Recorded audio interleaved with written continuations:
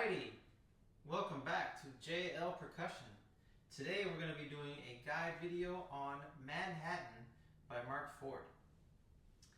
The other Mark Ford pieces we've done so far in the book have been working on single independent strokes, where we just rotate one mallet to play the other.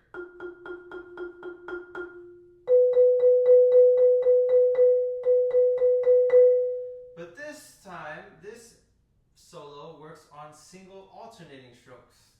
And by that, we have on the same hand strokes that alternate, right? Single stroke here, single stroke in the next one.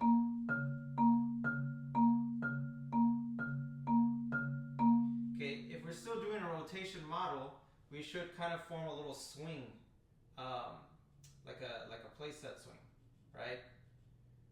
We're rocking back and forth. We rotate this mallet to move the other one. And on that play, on that strike, we're rotating the other mallet to get ready to the other one.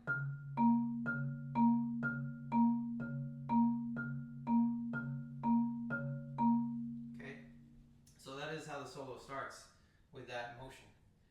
For the mallets, this solo calls for medium mallets. A good medium mallet is the IP240. Good solid mallet. If you look at the time signature of this piece, it is in cut time, right? If you see a C by itself, normal, that's common time. That's the same thing as 4/4, but this is cut time. It's a C with a line through the middle. That means everything is really twice as fast. So you look at the tempo marking, it says half note equals 80 through 88. Usually you'll see a tempo marking of quarter note equals something. So if we put 80 on the metronome, this is what you'll get, right? But you're looking at measure 1, you're not going to be playing 1, 2, 3, 4, 1, 2, 3, 4. That's not it. Really, this is the half note, okay? So if we wanted to do the quarter notes that are written on the page, you have to put your metronome on eighth notes. So you're really going 1, 2, 3, 4, 1, 2, 3, 4. Or if you count it in cut time, which means you can count it in 2, you go 1 and 2 and 1 and 2 and 1 and 2 and 1 and 2 and. Okay, so that's how the tempo works. I'm going to be shooting for 80 for the most part on this solo. I've tried playing it at 88 and it just seems a little bit too fast in my opinion, but that's up to you. You can even go a little bit above or below the tempo range. It's all about what you can make sound good. All right. So let's get into this. Starting with our left hand, single alternating strokes on D flat and B flat. Because if you take a look at the key signature, we got 5 flats in there. That means we're in the key of D flat, right? So get familiar with your D flat major scale. D flat, E flat, F, G flat, A flat, B flat, C, and D flat.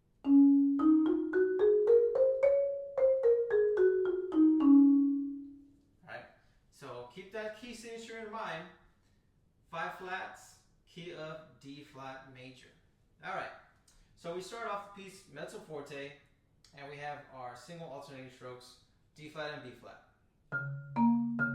Decrescendo down to piano, and our melody comes in at mezzo piano. Okay, so this right hand does need to be above your left hand. Right, piano and mezzo piano.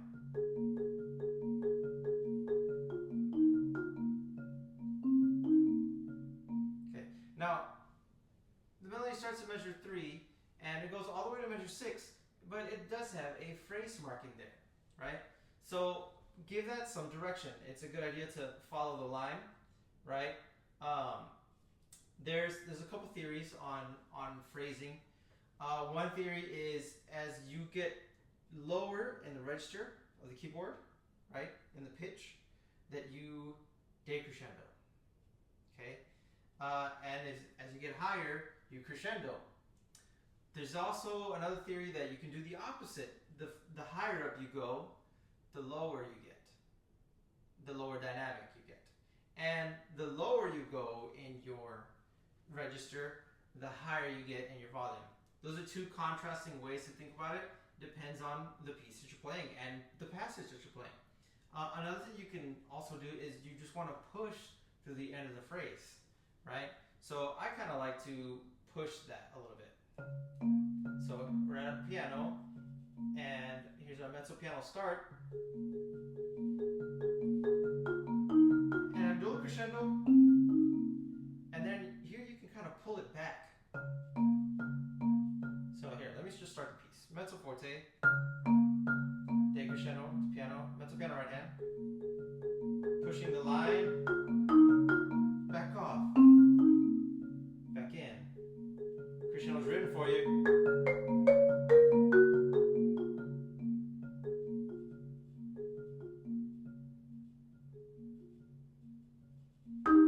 Okay, so right there, big long phrase from measure 7 to the downbeat of 13, right? And here's got some dynamics written in for you. Measure 8, you're crescendoing, right? And then you're supposed to reach mezzo forte by the A flat and F right before measure 10. So let's get to that. Here's measure 7 and crescendo, mezzo forte, mezzo piano, piano, pianissimo.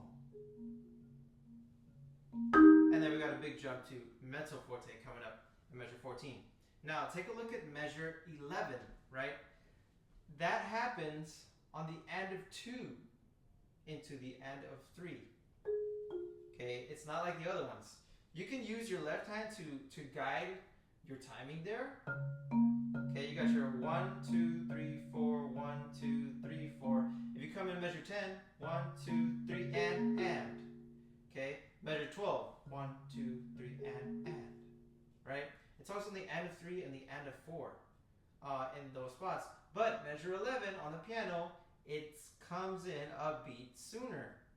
So check that out again. Here's measure 10. First you hear the and on end of 3, end of 4, and then you're going to hear end of 2, end of 3. So it's measure 10. 1, 2. Okay, so 1, 2, 3. 1, 2.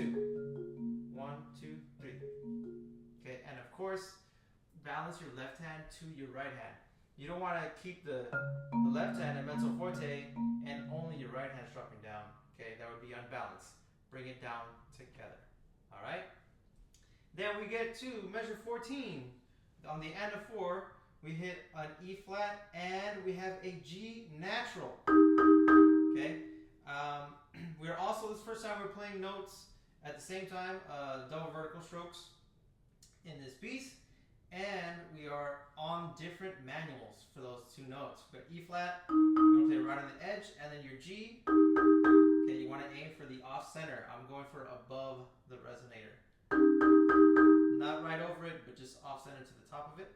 Okay, and the reason for this, if you see my body shifting, right, so I can get there. If I try to keep my body straight and try to pull back, I have to really kick my wrist in. Okay, I have to turn in a lot, and I'm touching my body, causing all this tension. Maybe I'm not going to get the best sound while I'm trying to get this E flat and C in my left hand. It's kind of uncomfortable, but then I also have to go in, coming up soon, as you'll see, to get the F, and it's really uncomfortable. So what I have to do is shift my body this way. Okay, now my outside mallet, my forward mallet, is in the better beating spot to hit that G and a better position to get a good sound on the F. Okay, I still do have to turn in my wrist to get good on that F, but be careful because you don't want to get in the way of your C over here on your left hand. Okay, so you have to find the right kind of sweet spot on how much wrist turn, how much lean, body position you have to be moving. Okay, so let's get into the pickups of 14, starting at 13. 1, 2, and we're pianissimo. Here we go. Mezzo forte.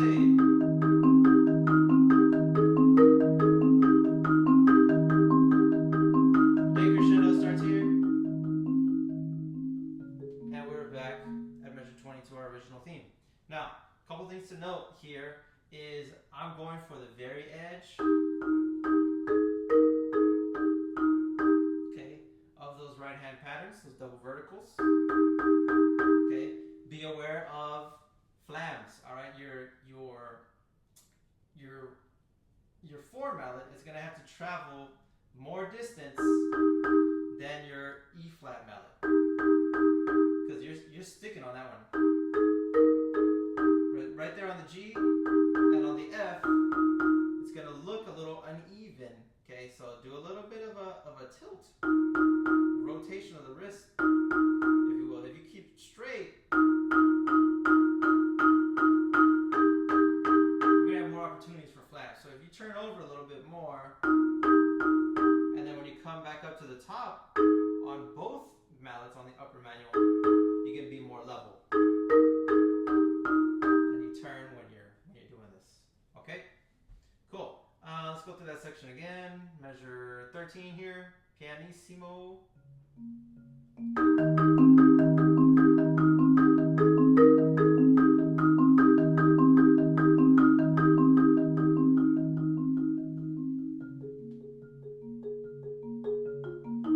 Follow that line. And there on those double verticals, and 22, 23, I like to make those a little bit bigger, and I am going for the edge instead of the center, just because most of the things that we're doing with the right hand over here have been on the edge, right? I am keeping the left hand for the D flat and B flat over the off center of the bars. When we come to the E flat and C, well, there's not really much choice. You have to hit the E flat right on the edge. Okay, split that mallet in half if you can, and then your C is just above the resonator. Right. Okay, so back to measure 20. A little recap.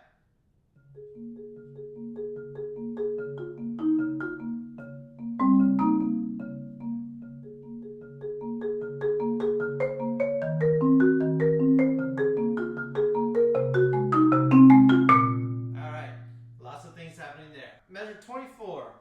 We're starting with our default D flat, B flat left hand. We start your crescendo. Now this crescendo though, we're going to need to take our time. It is 5 measures long. From 24 all the way to 29, we reach forte with accented notes. So mezzo piano would be a good place to start. Building. Here, our left hand changes to E flat and C for a measure. Then the next bar, measure 27, we go D flat to B flat again. And then measure 28, we got a new one, C and A flat. And then for the downbeat of 29, we get to B flat and G flat. Real big, right? So to get used to that motion, I recommend just doing the left hand. So here's 24. Shift, shift, shift, shift. Okay, and this is all still single alternating stroke. Okay, so make sure you're still rotating throughout all of that. Okay, and then it's just a matter of getting that right hand melody down.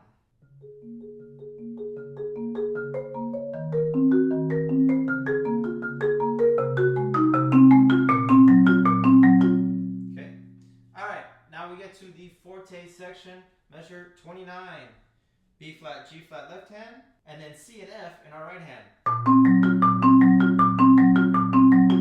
Okay, so that's the main thing we're coming to. We come back to it 3 times. Then we go mezzo forte. Okay, and check out the notes there. We still have our B flat and G flat. Then we go to the upper B flat twice.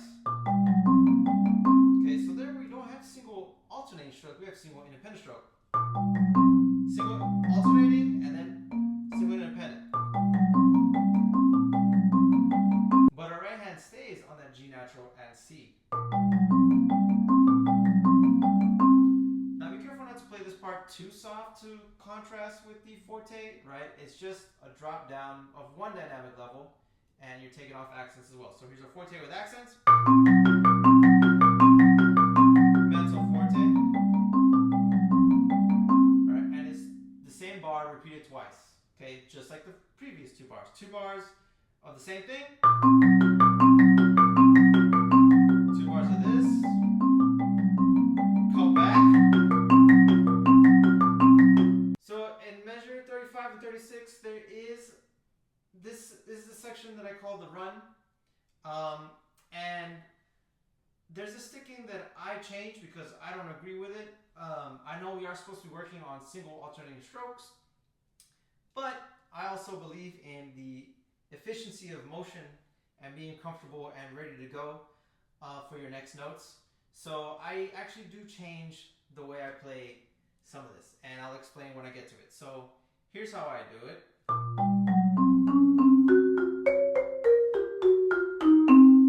Okay, so what I change is right here.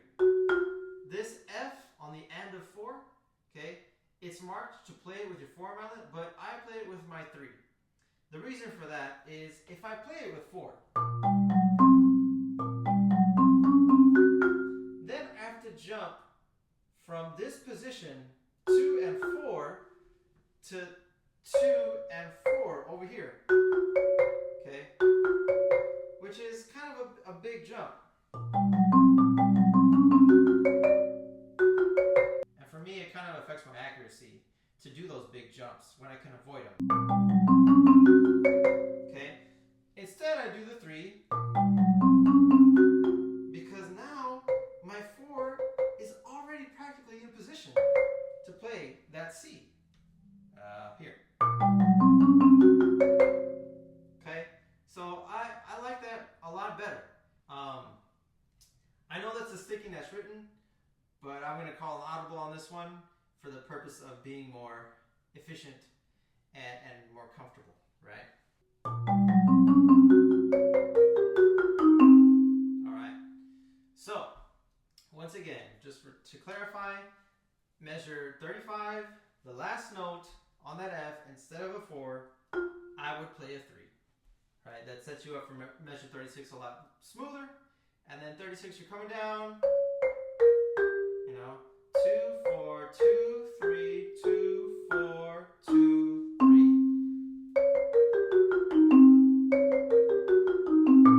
Okay, and I just kept that one because at the end there, your 3 and 4 mallet are already above the C and F that you need for measure 37 and 38. Okay, so that brings us to measure 39. So here, our left hand shifts up to, guess what? D flat and B flat, where we started the piece. Okay, now, we drop down to mezzo piano from forte. So this one is going to be a more contrasted change.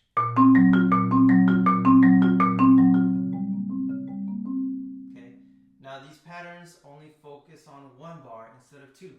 So be careful for that. So you're going 1, 2, 3, 4, 1, 2, 3, 4, 1, 2, 3, 4, 1, 2, 3, 4. Right? So D flat, B flat in your left, G, C in your right. Same sticking as before. Right, we're working on 1, 3, 2, 4. Then we shift G flat and E flat in your left, C and F in your right.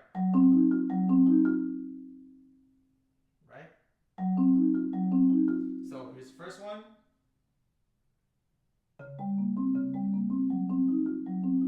Okay, and then you do that, those 2 bars we just did, you do them up an octave. So here's the pattern. Do it up an octave. Now when you do it up the octave, you start a crescendo. Crescendo here. Big. And we end up at fortissimo with an accent on that first note. Okay, so we're doing big single independent strokes on the left hand. Okay, and we're accenting beats 1 and 3. 1, 3, 1, 3.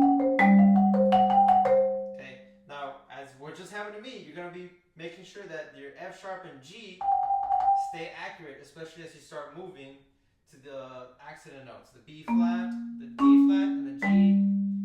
And then in the next section, in 47 and 48, you got your B flat, D flat, and E.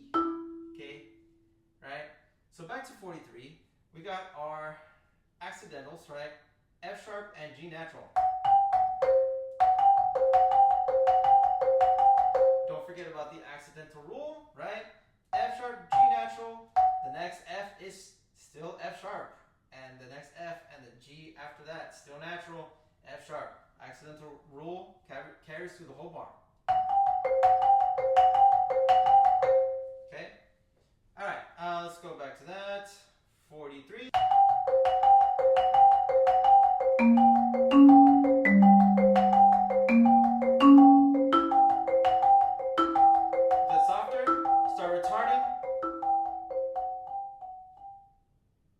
So take a look at 48. This is where we first start the pattern with the E's.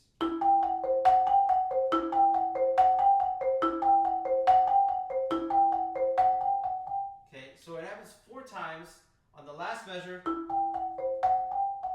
hit the G as the last note instead of another C. And each of the 4 bars should sound different. Okay, the first bar, measure 48, is fortissimo, stock, how we've been doing it.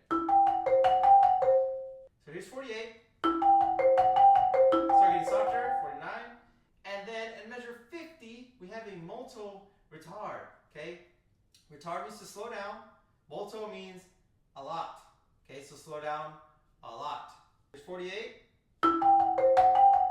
get softer, slow down a lot, we're on that G, and then there's a comma, that's a breath mark, slight pause, reset for the a tempo, which means the original tempo that we started with, okay? And we're back to kind of the original theme, but with some double stops, and we're up the octave, right? So check it out.